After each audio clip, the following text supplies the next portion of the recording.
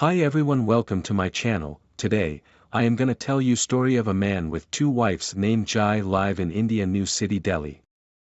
Frequently we saw that everyone makes mistakes and everyone gets a chance to correct them. However, if both the mindset and the method are wrong, the mistakes don't stop happening, and neither does the opportunity to correct them arise.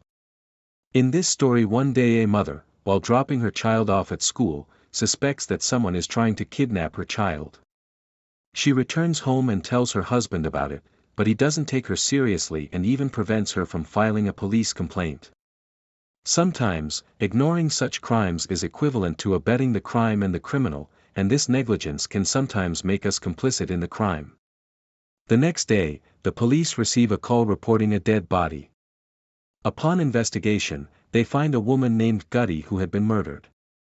The police notify her family, and they reveal that she had been missing since the previous morning and they were searching for her. When asked why they hadn't reported her missing, the family explains that they believed the police would only file a report after 24 hours, so they were looking for her themselves. Gutty's mother-in-law mentioned that Gutty left the house dressed up the previous evening.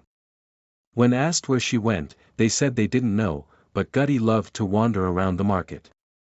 Despite the family living in separate portions of the same house, they claimed they did not get along well, which was why they had separate households. During the investigation, it was discovered that Gutty was worried about her adopted son, Ajit. She feared someone might kidnap him, which made her anxious. The police called Gutty's husband and his elder brother for questioning. Gutty's husband was mostly silent, while his elder brother did most of the talking. The post-mortem report revealed that Gutty had been strangled to death during the night. Her call history showed that she had received a call from her husband in the afternoon and another from an unknown number, which was frequently in contact with her. The police questioned her son, who revealed that his mother had warned him not to go outside alone, fearing he might be kidnapped. He mentioned that once a man in a car approached him, but he was saved by one auntie, Mamta auntie. When asked about Mamta, the boy said she used to live in their rented portion upstairs but had moved out 2 months ago. The police tracked down Mamta's Jai family claimed she was no longer living there. Gutty's in-laws said Mamta had a lot of interaction with Gutty but they had no idea where she was. They provided Mamta's previous address, and the police found out that Mamta had once been married to Ranbir before moving in with Jai, Gutty's husband, as his second wife. After a brief stay, she had gone back to Ranbir, only to return to Jai 2 months ago. The police suspected both families but decided to focus on the relationship between Mamta and Gutty. Mamta's family mentioned she was pregnant but not with their family's child. When questioned, Jai admitted he had once moved Mamta to the first floor of his house after his first wife left. Gutty, wanting to separate them, started making scenes. This created a lot of tension in the household, leading Mamta to leave. Jai said he suspected Ranbir of being involved in Gutty's murder to get back at him. The police interrogated Ranbir, who denied any involvement. He claimed that Mamta had left him for Jai because of money. He suggested Gutty might have been killed by Mamta and Jai. The police continued their investigation and discovered that Mamta had returned to Jai's house 15 days before Gutty's murder. Mamta's call records showed she had contacted Gutty multiple times during this period. The police then focused on finding Mamta.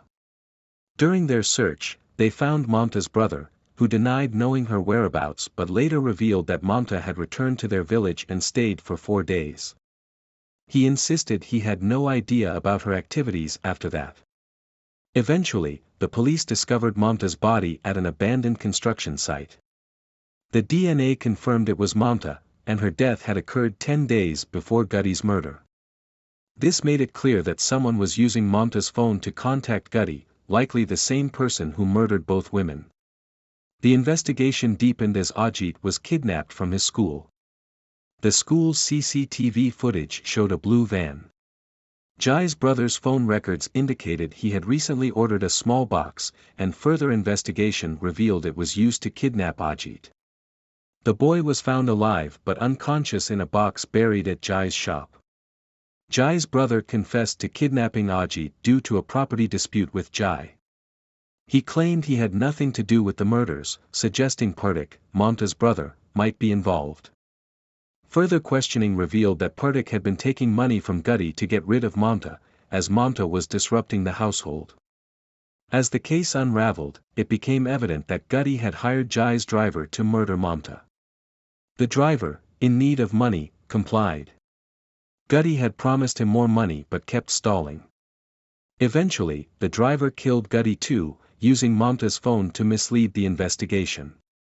The police pieced together the entire crime.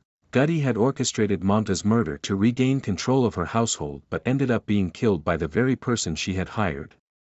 The case, filled with deceit, greed, and betrayal, finally came to a grim conclusion with the arrest of all involved parties. The moral of the story is that deceit, greed, and negligence can lead to devastating consequences. Ignoring or enabling wrongdoings can entangle people in a web of crime, ultimately harming everyone involved. It emphasizes the importance of addressing suspicions, communicating openly, and acting with integrity to prevent tragic outcomes. Thanks for watching, guys. Do like and subscribe my channel and also press the bell icon for more interesting stories.